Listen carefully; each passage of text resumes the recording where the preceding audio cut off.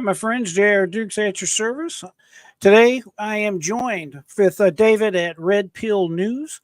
So, we're going to get his thoughts. I'm going to introduce him in just 1 second. Today's topic is going to be on exactly who is President Donald Trump going to choose as our next vice president. We're about to find out right now. Let me just make sure we're good on all these engines right here.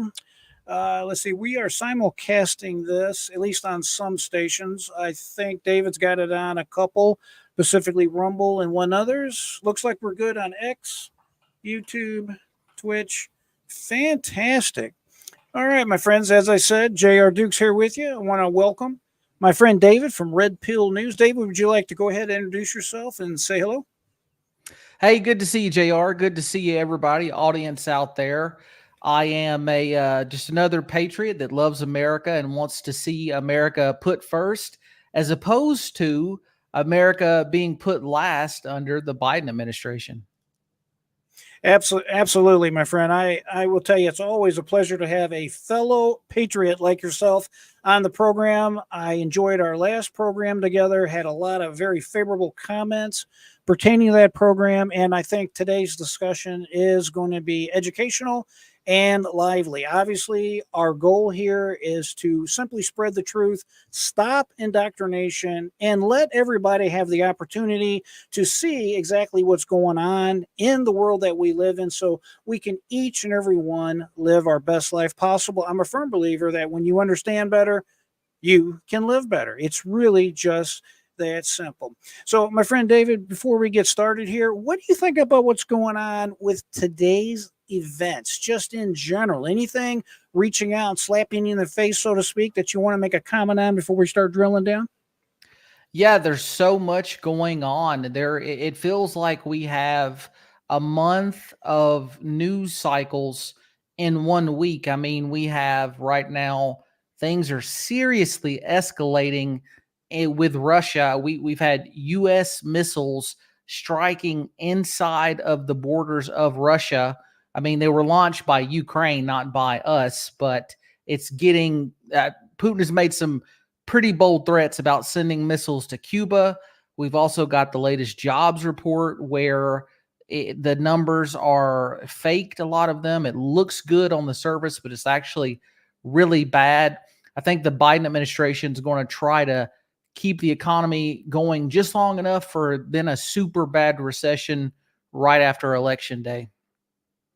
I think you've hit the head of that nail correctly with the hammer, sir. I am really excited to see who President Donald Trump is going to choose as the next vice president. I am excited to actually get the Republican convention to get here and get on with this election. I'm not one that likes to wish my life away, but I cannot wait till, I guess it's November 6th. What a great day that's going to be, so we can all have the opportunity to be heard. Like you, like a lot of my viewers, I am disgusted with what's going on right now in our world. We have a inept and incompetent President Biden. Can you imagine this man making it another 4 years? I don't see how that is possible under any circumstance, under any theory. While over in France, he's walking around confused. He's acting like he doesn't know what's going on. And this is probably one of the things that only emboldens our enemies. What do you think about that? I would agree that when you have Kim Jong-un in North Korea, when you have Putin in Russia, Xi in China, they're looking at Biden, they're thinking, this guy is not the leader that the United States has had in the past. We can take advantage of him. And I can't see him going another 4 years. I mean, he struggles so bad. A reporter had asked him the other day, if you get reelected, will you pass it off to Kamala? And he got super defensive, as he does when you ask him questions about his age. He asked the reporter if he was dropped on his head, which to me, if he's that insecure about it, he knows his mind is going. And I think like 80% of the country believes he's mentally not fit for office. And what's up with that other 20%? Yeah, you wonder people that would say he's competent or he's fit. You have to wonder, what are they thinking? What are they seeing? Maybe they just don't care. I really can't get my mind around how they could keep making excuses for President Biden. And listen, as far as I'm concerned, it's not about his age. It's about his Right. mental awareness. It's okay Right. that we disagree. It's okay that he has his views, we have our views. That's fine. What bothers me, David, is having a president, a commander in chief on the world stage that is clearly diminished. And by diminished, I don't mean he's not on his A game. This guy is not on his F game. Yeah, absolutely. I don't think he knows most of the executive orders he signs or the laws he signs. We've seen him shake hands with thin air. We've seen him like ask if a dead person was in the room, a woman who had passed away in a car accident. We've seen him get world leader names wrong multiple times, which, there's a lot of countries in the world. To do that occasionally is understandable, but it's an established pattern. And the medical professionals I've talked to say that he has the signs of dementia. And I mean, it's really sad. He had a brain stent in the 80s because he had an aneurysm. I mean, that alone is already something that's, pre-existing, that's bad. Well, I agree. I'm not a doctor, obviously, but I have common sense. I can see, I can hear, I can see exactly what's before me. And it's not the fact that he messes up names. I do that all the time. Can't remember a name. He forgets entire Yeah. legislation he put together. He forgets who that they have a president, or it's something more than just forgetting the names. He forgets the conversations. He forgets his policies. It's clearly like he's unaware. There was one video clip that came out from this ceremony over in France commemorating the D-Day That was celebrations. so awful.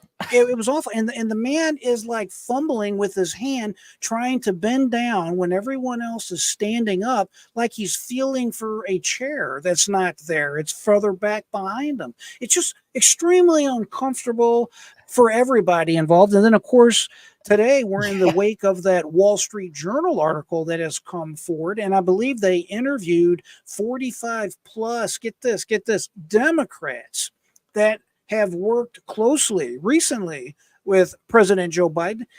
And their comment is that he has clearly some type of diminished capacity. Wow, that's I mean, they're forced to admit it. And really though, he is the perfect candidate for the far left. You know, Biden was more moderate several years ago, decades ago. I mean, he passed bills that I would think it's like too far on the other direction, like the crime bill, for example, that just went insane. And I don't believe in going easy on criminals, but some of this stuff was like, 1,000 years if it's your second offense. That's a little bit exaggerating, but some of it was bad. Anyways, he's a completely different person. And the fact that he's not in control, they love it. They can just tell him, slip him a sheet of paper, sign this executive order. I think Alejandro Mayorkas is the engineer behind the border disaster, and a lot of these the NGOs, non-governmental officials, organizations, they're getting paid out of the discretionary fund from the Secretary of State or the Department of State. And we're literally funding the NGOs that are transporting the illegal immigrants. And since it's in that discretionary funding, they don't have to report it. It's not accountable. And that's another thing of like the deep state, the administrative state. They want to make government bigger so they can get more money.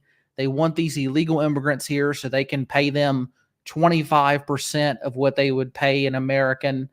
And that's something the shocking I saw on the jobs report today I was looking at earlier. Over this year, there has been 400,000 Americans have lost jobs, natural born Americans. And people who have immigrated, non natural born Americans, have gained 600,000 jobs. So they're really replacing our labor in a lot of ways. I'll hear liberals argue that, oh, they're picking fruit that you wouldn't pick. Well, maybe if there was an American wage and it wouldn't, because a lot of immigrants will live 7 or 8 in a house so they can afford much lower wages. They're willing to accept it. I think that's spot on. The fact of the matter is that the president always has a large group of people that's helping him, of course, run the country. And in relation to Joe Biden, thank God for that, because if it was Joe Biden running the country, we would be in a world of hurt. I really tell you what keeps me up, what makes me worry is, imagine we have a situation, and this could be a very real possibility. We have a situation where you have that 3 a.m. phone call. You have a situation where, like John F. Kennedy, you have a missile crisis, some kind of serious crisis. I don't think any honest, reasonable individual can say with a straight face that Joe Biden is up to this challenge. And I want to make one other point, David, here. I've told people and this is something I am working on feverishly, and what it pertains to is, what are the chances that if Joe Biden was reelected, that a 81-year-old man is going to live to be 86 years old when the next term would be completed of his? And at best, when you look at the statistics there, and again, it's like any statistic, it depends on what you're counting and not counting, what you're looking at, but they have something called actuary tables, which basically predicts an individual's lifespan based on their age today and their overall health. To make a long story short, it's 50-50. Can you imagine that? A 50-50 shot. And I want to be clear for the viewers out there, I'm not talking that he's going to be large and in charge. He's going to have his faculties about him. What I'm talking about is he's not declared brain dead before 86 years of age. It's not a matter of how sharp this guy is. We see the decline that's going on.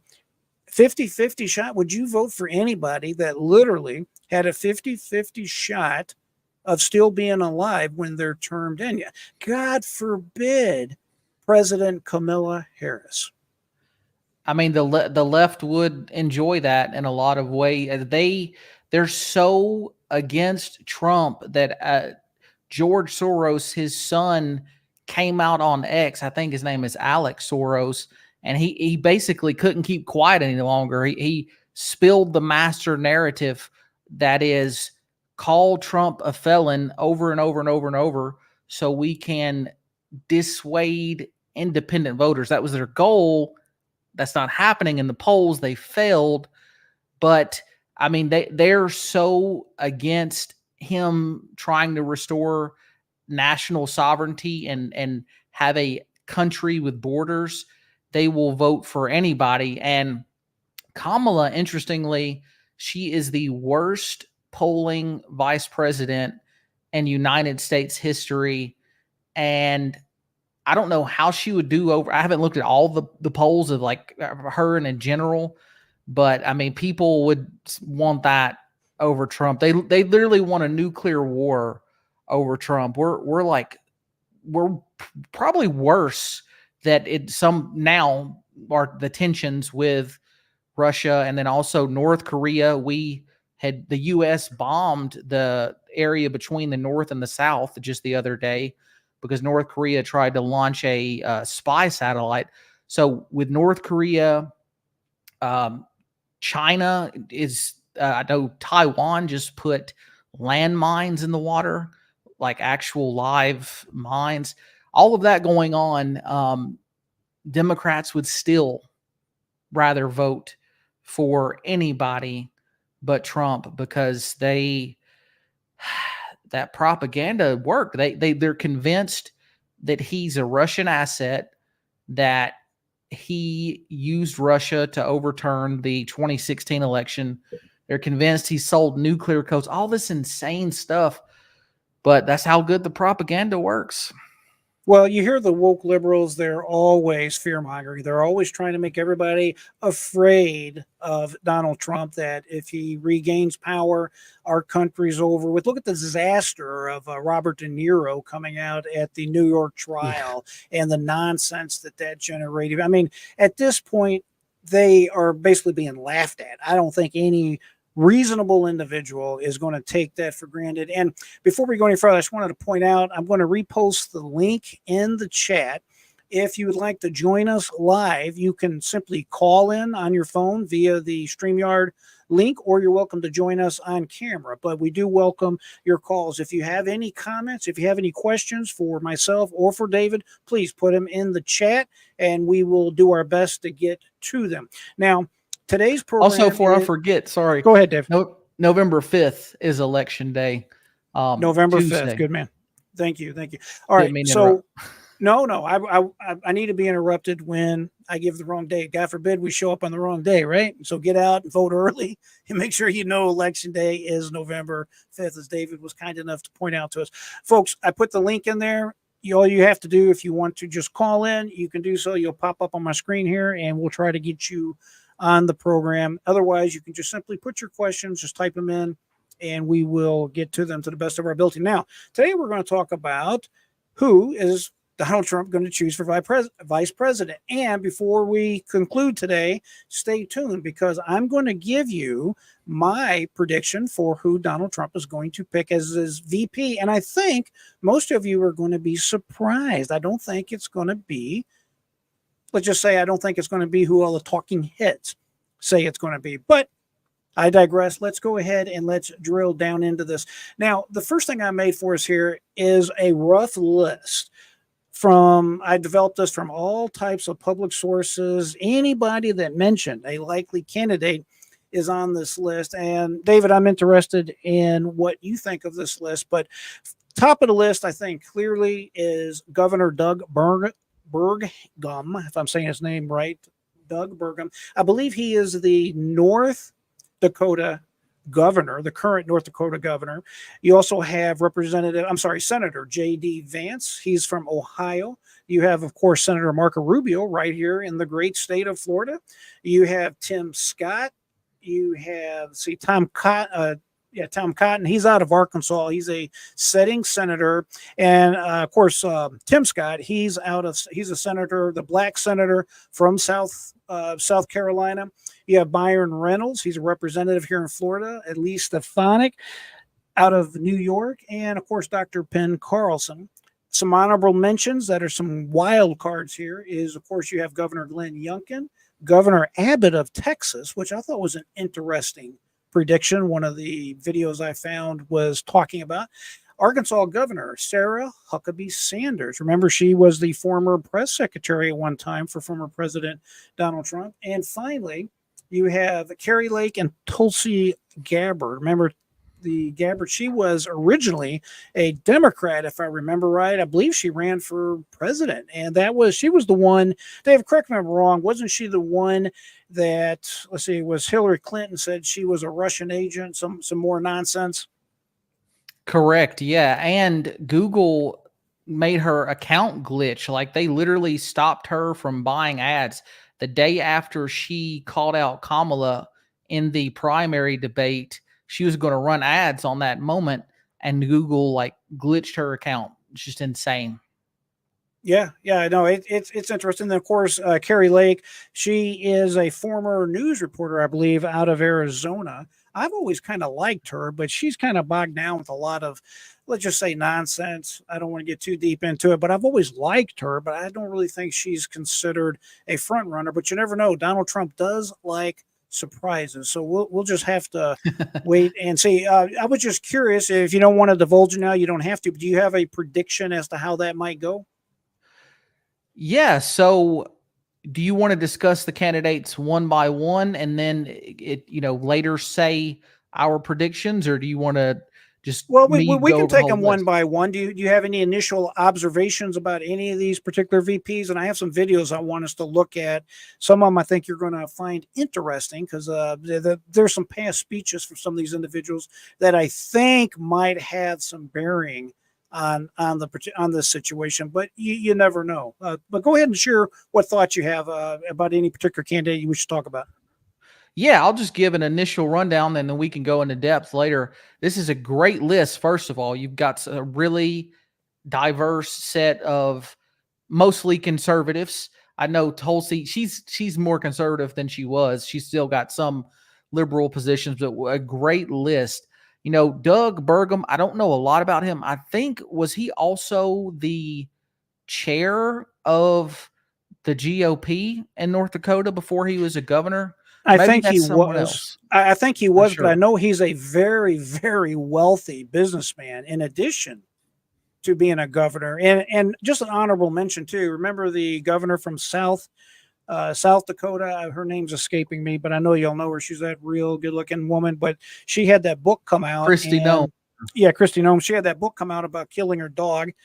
Very unfortunate for her because I think that pretty well, I think that's the end of that candidacy as far as her being a potential. Maybe so. We'll see. All right.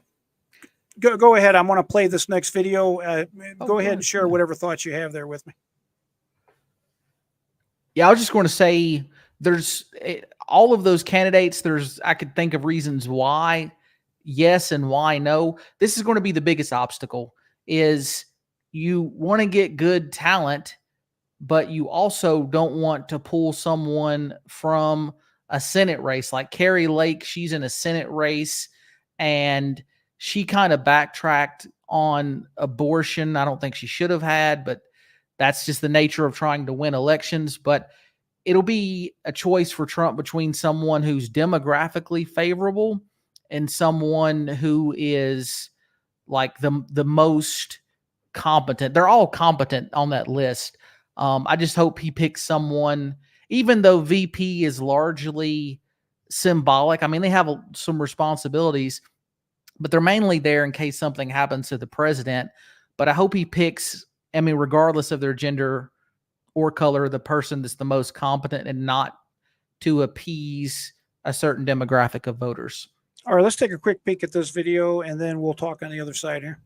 News alert, breaking details on Donald Trump's search for vice president.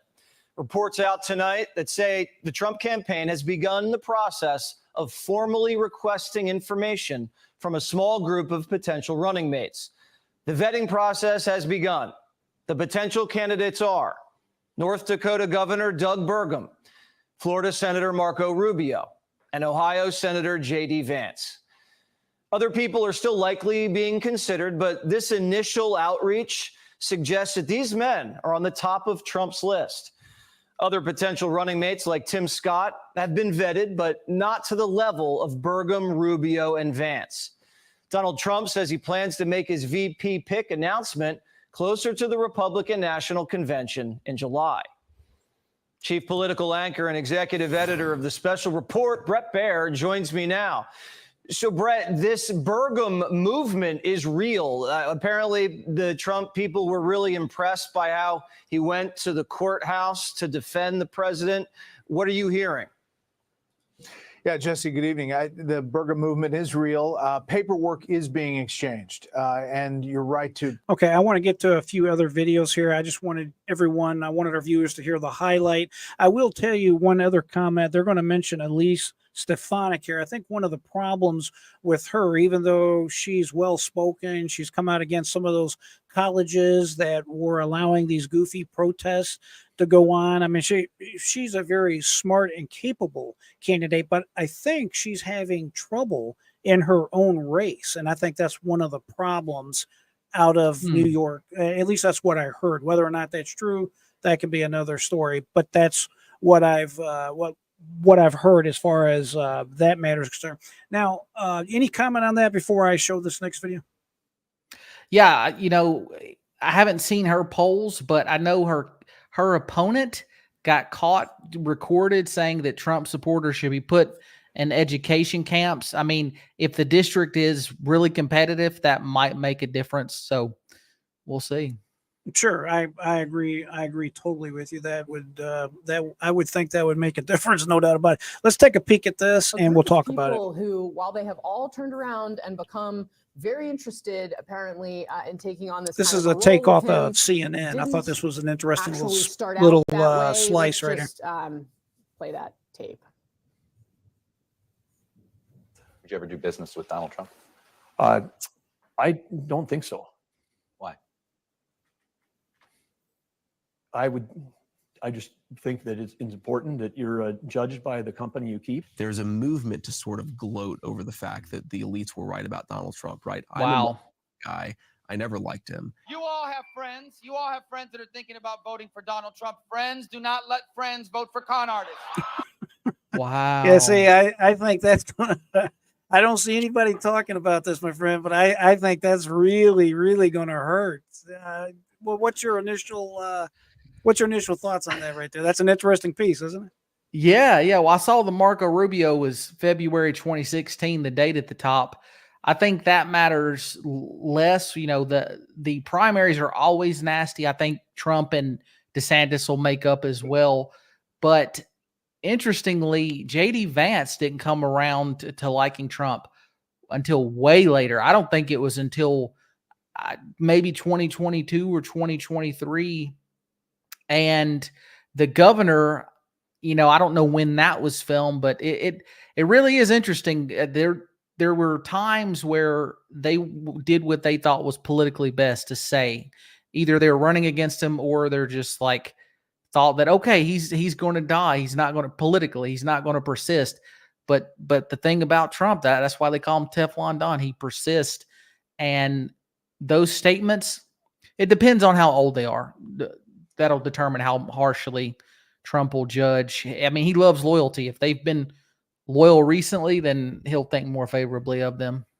Well, I agree, and you have to balance it out. And on one hand, and then by the way, I almost didn't even recognize J.D. Vance at first because he doesn't have the mustache and the beard. I had to do a double take. And you're right, this is from 2016, so it does have quite a bit of, it's got some history on it right there. So it's excuse me on that. I don't even know what's ringing on that. It has some history on there. It's back from 2016. He was originally one of these never Trumpers. So I find that extremely interesting when you get right down to that. And I don't hear anybody talking about this, but as you pointed out, Donald Trump loves loyalty. And if you don't have that loyalty and you have something like this that's going to keep hitting you, it could be problematic. But I will say, on the other hand, you always have to look at the other hand.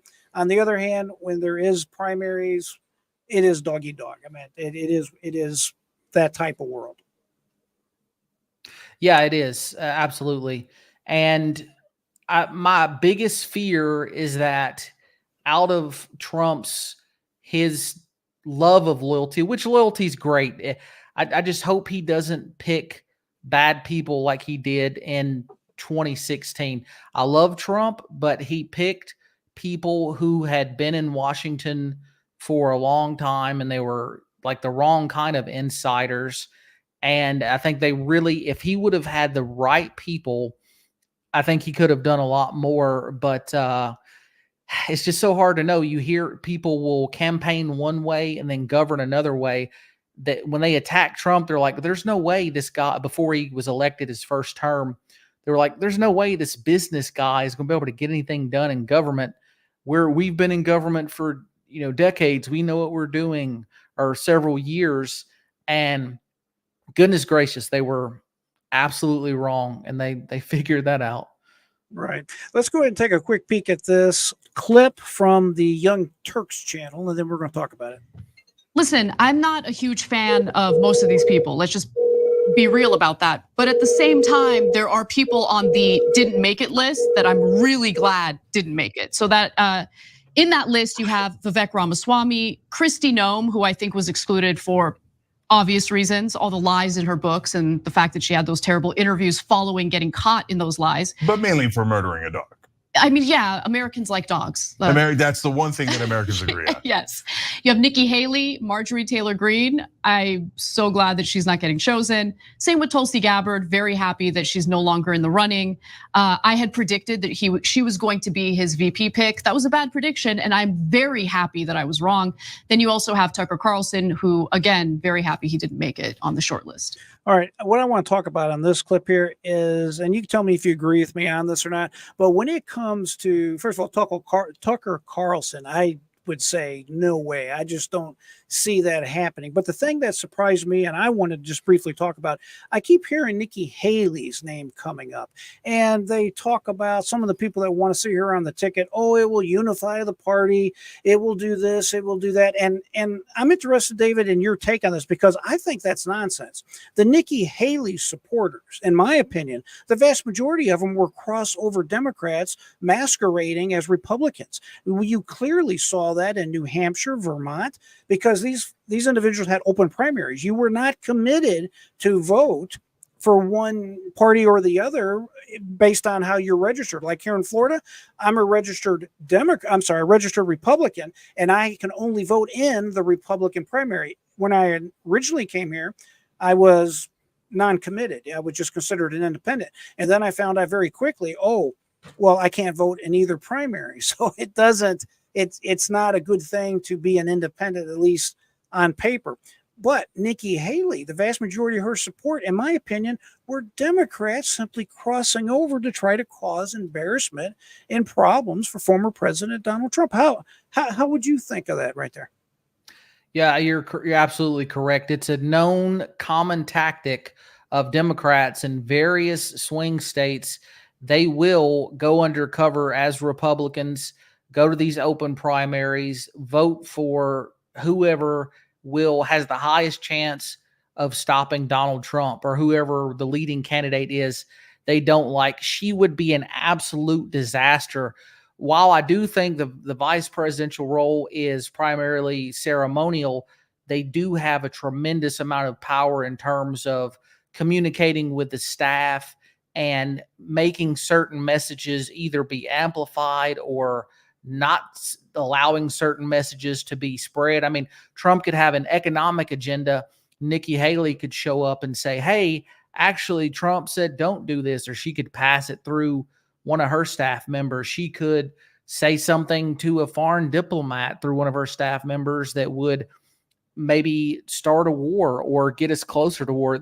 There'd be a lot that could go wrong there, and he absolutely shouldn't choose her. I hope he's not too pressured to do it. He got a $100 million gift from Mark Cuban, the Shark Tank guy. His business partner gave Trump $100 million.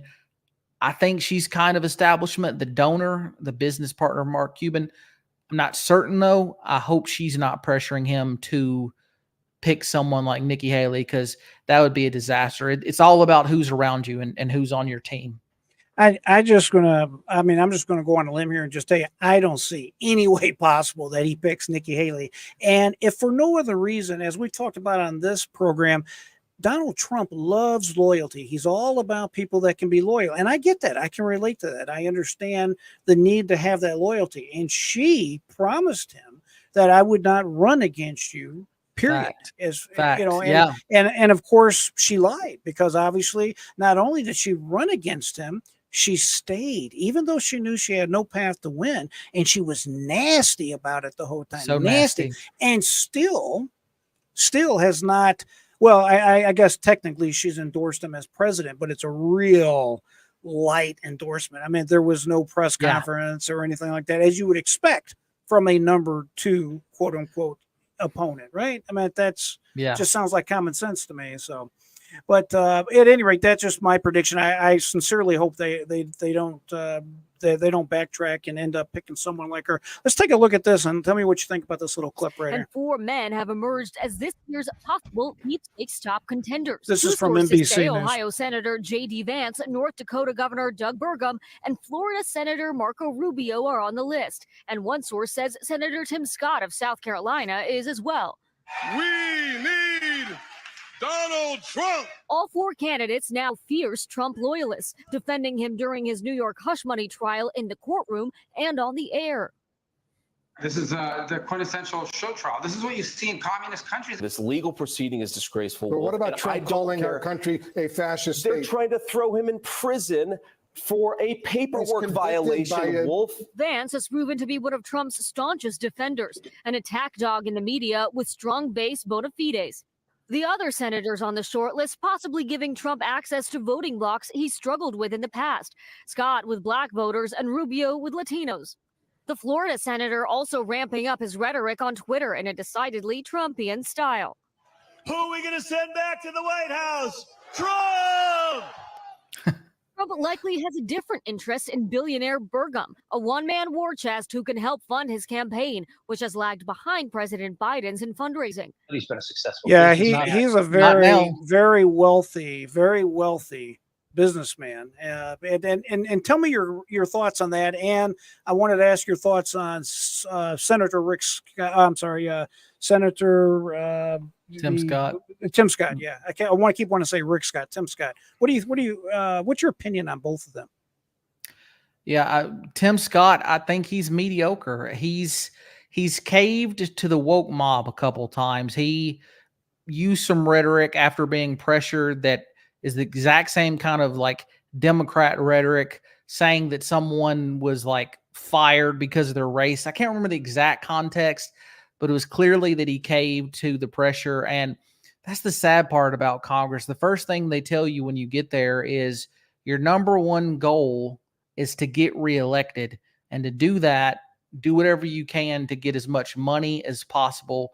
They spend like half their time raising money. I mean, senators, a little bit less time. They have the 6-year term as opposed to 2, but in their last 2 years, they're spending a lot of time raising money.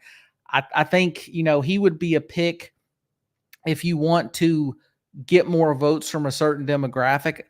I don't know that he would be as harmful as a Nikki Haley, but I don't think he would be as helpful and as brave with pushing some of these America First policies, because in the Senate, he's used to like staying in the middle sometimes. I mean, I'm conservative, and there's like 10 senators and representatives that I think have the best records. A lot of them have good records, not great records. And he's one of the ones that he's good, but I hope he's not picked. Then the governor, I don't know too much about him. If it's just for money, he might become less relevant if Trump can keep bringing in. He's brought in $400 million in the past like 3 weeks, or 2, shortly after the conviction. But then again, the last election I think was $1.5 billion between Biden and Trump. They just keep getting more expensive every 4 years. And Rubio, he's cool too. I think he might be a little bit of a war hawk. I'm not sure. I wonder how that works with Rubio, since they're both from Florida. What do you think? What do you think would be the solution to that? I think he could move. I don't know the exact deadline for changing residency, but is that federal law, or is that a constitutional provision? It's a constitutional provision. You can't be from the same state, but generally speaking, like Bush and Cheney, let's see, what was it? It was Cheney that went ahead and just changed from Texas to Wyoming, because they do have a lot of roots in Wyoming. And I was thinking, well, how are they going to do that with someone like Rubio, if he was to choose Rubio, because obviously Rubio is a sitting Florida senator? That just sounds really odd. I'm not sure how he could change and still remain a senator from Florida. I mean, that just sounds very odd. And then, I was just going to say, and then with former President Donald Trump, obviously he's based out of Mar-a-Lago. If he was to change his residence from Florida to somewhere else, well, first of all, he would probably spend a lot of money doing so, because at least in Florida, there's no state income tax here. Additionally, with all these lawsuits against former President Donald Trump, Florida has some of the best, if not the best, laws protecting debtors in the entire world. Matter of fact, it's something I do talk about on my channel. Is Florida is probably the most friendly debtor jurisdiction in the world. I don't want to get off on that tangent, but I'm just saying President Trump would have to really consider those factors if he was to switch, say from Florida back to New York. So I'm not sure how that would work either. Yeah, it's an interesting conundrum. I was listening to you and I was asking ChatGPT that question. This is what it's telling me. Marco Rubio could theoretically be Donald Trump's vice president despite both being from Florida. However, there are a few practical considerations. 12th Amendment cannot cast both. The Constitution stipulates that electors in the Electoral College cannot cast both of their votes for individuals from their own state. Florida electors could not vote for both. Okay, well, the practical electoral strategy, political dynamics, conclusion. Okay, while Rubio could be a strong candidate for vice president, the potential residency issues and other strategic considerations might lead Trump to select a running mate from a different state. It seems like the electors voting would cause an issue, and he wants those 30 electoral votes from Florida for sure. So that might That's be one of the reasons why disqualification. when I tell you who I think he's going to pick, that's one of the reasons Marco Rubio is just not on my list. I think it'd be too many problems with the residency issue because they're both Florida residents. But again, that's just my opinion. But obviously, it seems like ChatGPT is in agreement, at least as far as that goes. I want to briefly take a quick peek at this next video I have for us. This is from Rising. We're just going to listen to a clip and get your thoughts, David, on the other side of this. This one. First of all, were there any big surprises on that list for you? Were you surprised by anyone's exclusion? Only one woman, I noticed, Congresswoman Stefanik. Is that a notable thing? The Republican war on women continues. No, I think there was a moment where there was discussion that Nikki Haley was going to be on the list, but there's too much interpersonal drama there. I was also sad to see that Tulsi Gabbard did not make the cut. I know she was kind of teasing for a little while that it was a possibility, and it would have been a very gonzo and strong ticket. So I think he has made a mistake by passing that one over. I know, really sad for Tulsi. I think what I wanted to mention on this particular clip was, although I like some things about Tulsi Gabbard, and I don't know if you know much about her or not, but I do like a lot of things about her, but I just don't think they would fit as far as a ticket goes, simply because their thoughts, their policies. Remember that this lady was a former Democratic candidate for president. I just think that's just a bridge too far. Yeah, I absolutely agree, JR. The thing that would divide them, she is still big government in some ways, and she is more pro-abortion than Trump. No, I love her anti-war stance. She's, military. She knows what the reality would be if we get into World War III. I love that. But Trump's going to go in, and his main goal is going to be to shrink the government, use Schedule F to fire a lot of people. And that's not exactly her vision as a liberal, as a classic liberal, not a woke liberal, but someone who still wants more government. It's kind of a contradictory vision with that of Trump. And if Trump wants someone that'll help him shrink the government as much as possible so they can get out of our lives, she is great as she is. She's not the best pick. She could be something in the cabinet, perhaps, or something in his administration, but being that close to all of the secretaries as a VP, nah. I agree. I think that's pretty self-evident. Now, I want to listen to this and tell me, I love the judge, obviously, Judge Janine. Listen to what she says about this pick, and then let me get your thoughts on the other side. State and his ideas about winning. But what do you think about the list that's becoming shorter? Well, I think, honestly, when I looked at the list, I said, first of all, is anyone from the swing states, the 7 swing states? None of the top three are, and it's definitely among the top three. And I think that the point that you were trying to make is a real one, and that is that Donald Trump wants someone who will continue his legacy, who will continue to carry the torch. And I think that that person has an opportunity, Jesse, during those 4 years to portray himself as presidential. Whomever it is, it doesn't matter. All of them are better than Kamala, but that's another issue. Trump actually got more Hispanic votes in Florida than Rubio did. And, you know, J.D. Vance is good, but I really think it's Burgum. I do. I mean, I met him several times. He is, there's something about him that he just seems like a straight Do you think shooter. Trump made the decision already? Do I? I have no idea. I don't think he knows yet, but they're probably getting close. So, Harold, what about that contrast between the top three choices and the current vice president? So ordinarily, VP choices are great. I'm going to stop it right there because I don't really care what he's got to think about it. What is? Give me your take on what the judge had to say right there. What are you thinking about that? So, summarize what she just said? I heard the beginning of it. She was basically just saying that, in her opinion, that this Doug Burnham, you know, the governor from North Dakota, being the fact that he's a businessman, that they have this certain relationship. They're Synergy, already yeah. basically friends. They work good together. And she thinks he's the kind of guy that can carry on a Trump legacy because effectively he can only run 4 years. So you're going to already have the next presidential race starting as soon as he takes office. I'm just curious what you think about that. Yeah, that could be a great synergy. I mean, two successful businessmen, they know how to operate and make profit in the private sector.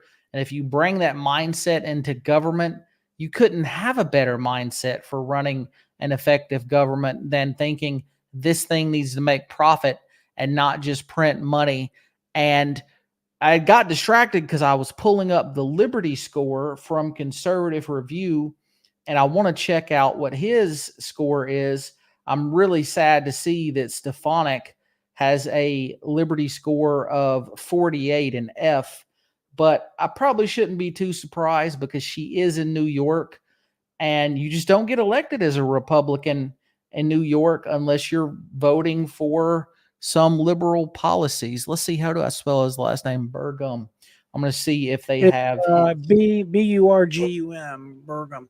And quickly, while you're looking that up, John thinks Kristi Noem will be the VP. John, that's an interesting pick. I'm curious if you think that will be the case, despite that unfortunate dog story that came out in her autobiography that she has released, I guess it was 1 or 2 months ago by now. And it seemed like that really has caused her a lot of controversy. So I'm interested to see how that works. And then Randy says, I think Trump will pick DeSantis for VP. He's a great governor. I happen to like DeSantis myself, but like we were talking about with Rubio, Randy, what do you think they're going to do about the fact that they're both from Florida? That would be a very difficult issue to overcome.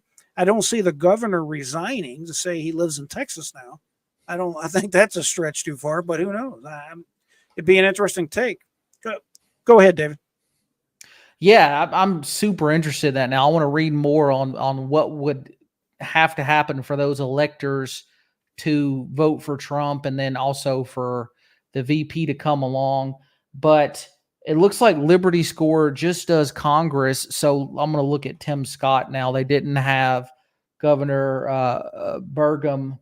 Let's see what Tim Scott's score is. All right, while you're looking that up, I'm going to go ahead and I'm going to tell your audience who I think is going to be Donald Trump's VP pick. And listen, the obvious pick right now, all the folks that are doing the betting, this type of stuff, I'd say most of them are in the Doug Burgum camp. He's the governor, and a lot of our presidents were former governors. If you do the counting between governors and senators, as far as where our presidents have came from, it's overwhelmingly former governors, at least in modern American history. Now, obviously, Obama is an exception. He was a senator. There are definitely clear exceptions, but remember, George W. Bush was a governor. Bill Clinton was governor from Arkansas. So, I mean, there is a long tradition of this in the United States. But at the end of the day, the person I think is going to be the vice president pick is going to be Dr. Ben Carson. And the reason I say that is the following. First of all, I am not one that likes to engage in identity politics, but let's call it what it is. He's black. I think that will help with some black voters. Additionally, I really have grown to like Ben Carson. He's very calm. He's almost the kind of person that puts you to sleep, but I think he would be a great counter to Donald Trump. When Donald Trump needs an ally, a person to talk to, a steady hand, someone that can take things at a chill, so to speak, I don't think it gets any better than someone like Dr. Ben Carson. They already have a very close and very good friendship. That may not be reported by all the talking heads out there in the legacy media, but that is the fact. And I'm going to give you a chance to respond to that. Then I want to show you this video that I think your viewers and my viewers are going to find very interesting. Go ahead, David. Yeah, so I love Ben Carson. I think he would be a calm voice to Trump. On the campaign trail, one would want him to have more energy. He doesn't seem like he has that much energy. I think that's because it's all powering his brain because he's so smart. But with that being said, it would help with some of the black vote. And more importantly to me, he is committed MAGA. When he was, I believe he was over HUD under the previous administration. He was. And there was a regulation that would have allowed HUD to take over, not necessarily him, but the administrative state, like all the bureaucrats. They wanted to take over zoning in Los Angeles in a major way that would have driven up property prices and restricted landowner rights. And Carson fought very hard for that not to happen. There's a lot of examples where he fought for limited government. So I think he's compatible. That's the biggest thing.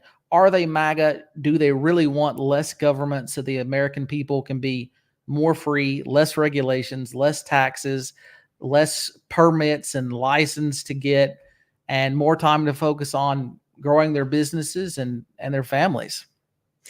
Okay, well taken. Good points. Take a look at this clip that I found from Sky News Australia, who basically is the Fox News of Australia, if you will. This is just kind of an interesting piece. You're going to see, I believe his name is Nick Mulvaney. And let's see what you think about this here. Mick Mulvaney, I believe he used to be the advisor or the it's like the right, I'm thinking, what is the title I'm thinking? He's like the chief advisor or he was the go-between for President Trump and the cabinet members. So let's go ahead and listen to this clip and we'll talk about it. Wind up going, if I could be so bold. See, we don't really have betting markets on this in the United States. I know they have them in the UK. If they have them in Australia, I'm giving you the winner right now. I'm telling you it's going to be Ben Carson. Ben Carson. Here's why. I think so. And here's why. There's a bunch of reasons. You could go down the list of all the weaknesses the other folks have, how they don't add anything. He was the former chief of staff. That's what his title was in the Trump administration. Campaign. Listen, they're great candidates. Tim would be a great vice president. That's not my point. The one element I think that Ben Carson has that none of the other 6 people on the list have is that I don't think Ben Carson wants to be president. I don't think he wants to run for president. If Donald Trump wins in November, he's automatically term limited under our Constitution, which means that the 2028 election effectively starts the next day after the 2024 election. Wow. I don't think Donald Trump wants anybody in that White House running for president on day one of his second term. That's why I keep coming back again and again to Ben Carson. They know each other. They like each other. He's trustworthy. He's loyal. He's a brilliant guy. So, and again, all of them would make really good vice presidential candidates. That's not my point. My point is I think Ben Carson's got that one thing, that one element that the other ones can't bring to the table. And that's why my money right now is on Ben Carson. What do you think about that? That is an excellent point that I hadn't considered, but it is true. The same as when they're in the House, the U.S. House or the U.S. Senate, the primary focus is how do I advance my political career? And that's what every vice president or most 99% of them think is how do I move up and get into the Oval Office from this resident that I'm in now, and that can be very dangerous in your administration too, because you're going, if you do something unpopular, you want your VP to be with you, and by unpopular, something that the left latches onto, like they always create these insane, fake, dramatic stories when it's typically something that's great for the country.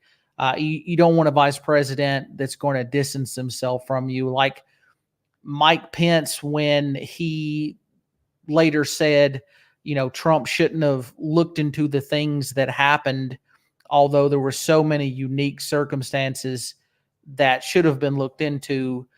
You don't want somebody like that. So I hope he calls Trump and communicates that, or that Trump has seen that clip.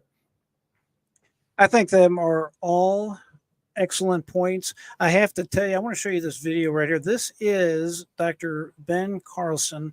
He is very soft-spoken and very quiet, but he does have some qualities that I personally like, and I know Monique likes them too.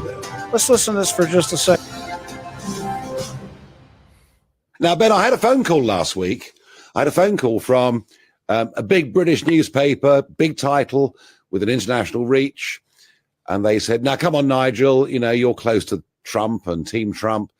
Who's he going to pick as his VP candidate? And I said, look, I honestly don't know. The Mike Pence pick in 2016 struck me as being kind of out of left field. I'm just not sure who he's going to pick. And it was suggested to me that Ben Carson's name is rapidly rising up the list in horse racing terms of runners and riders, philosophically aligned, a loyalist, stayed in the administration right throughout Trump's term. So come on, Ben, is it going to be you? I have no idea. But what I do know is that there's a big bench, there's a lot of people to choose from, and that Donald Trump has very good political instincts. So I suspect it will be a very good pick. That's one of the things I just love about this man. He just tells you like it is. He's kind of like a Trump himself. Hey, what do you think? You think, I don't know. It's just a great answer. It's simple, but it's on point. What? Any thoughts? Yeah, he's a straight talker. He's more polite than Trump, but they share that straight talker characteristic. I love it. Can I share my screen really quickly? Go I right wanna ahead. show. Go right ahead. Let's see here. I'd like to show the score of Doug Burgum. Let's take. Is it like a betting score as to whether or not he'd get in? His rating on certain issues. I okay. think you'll have to put it on screen. I shared it. Oh, hang on. I see it right here. Okay, let me try that. There we go. Yeah, so this is his rating on several issues. The Center for Education Reform, they don't give him too good of a rating. The Cato Institute gives him a 52. Guns, he's a 92. K through 12. I don't know how conservative the Center for Education Reform is, so I'm not so sure about that rating, but they give him a 33 there. Cannabis marijuana reform, 0. Normal gives him a 58. Is that all? I guess that's all of the issues that they're going to let and just so I'm clear, this is Doug Burgum's rating, right? Yeah, there it is. Okay, ratings and endorsements. I got you. And of course, he's the sitting senator from North Dakota. Governor there, yeah. I'm sorry, Governor. Thank you, Governor. Let me ask you this here. We're going to start landing the plane right here. Let me turn it over to you for a second, David. Would you care to make a prediction as to who you think is going to be Trump's VP pick? Sure.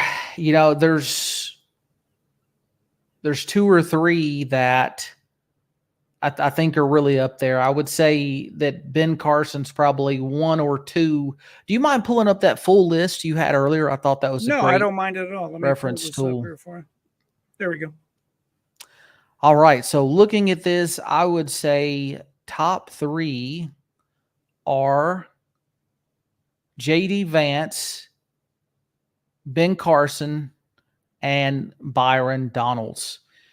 And I don't want to put those in any particular order, but all of them would be, really valuable assets. Carson obviously is the most experienced. Byron Donalds, he's not too experienced in terms of he's been in Congress 2 terms now, but he's super MAGA. He's never went against Trump's agenda. His voting record is very strong. The last time I looked, it was very high. Okay, And, just so I'm clear, your picks are Byron Donalds, Ben Carson, and who else would you pick? J.D. Vance. J.D. Vance. Okay, and out of those 3, which one do you think brings home the gold medal for VP? I think the person with the highest probability is Ben Carson. Interesting. I didn't necessarily expect you to say that. I think that's interesting. I will say the only concern that I have about Byron Donalds, and I like him, so I want to be clear about that. I like him. He's just inexperienced. He's just young. I think that's the number one thing against him.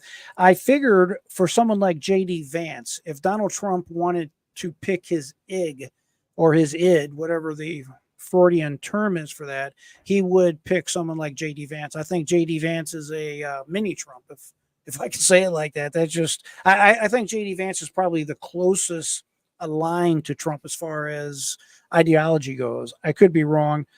I think that would be interesting to see who picks out. But again, my pick is going to be Dr. Ben Carson, but it would definitely be like Donald Trump to just surprise us all. Obviously, he's going to disclose his pick at the convention, at the Republican convention, which is probably a very good idea. Keep the suspense building. Plus, it will take his trial out of the news because remember, he's going to be sentenced days in, I believe it's like July 6th, July, whatever. The beginning of July, he's going to be sentenced there at that crazy court under Judge Merchan. So if he waits a few days later at the convention, I guess providing he's not incarcerated, it would be great to kind of change the subject with a new VP candidate.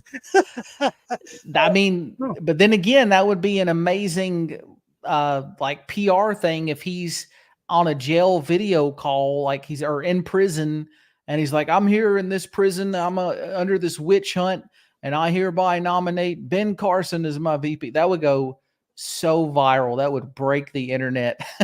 I agree. Before we shut it down here, I want to again, David, thank you for being my guest on today's program. It's definitely a pleasure to have you on the program. How can my viewers find your channel? Great to join you, JR. You found some great clips and did a great job administering this. Just go to rhinostopper.com, sign up for my newsletter. You will get a free guide on how to research candidates so you know for sure you don't accidentally vote for a rhino, and then we'll stay in touch with my newsletter, rhinostopper.com. Thanks again for being on the program.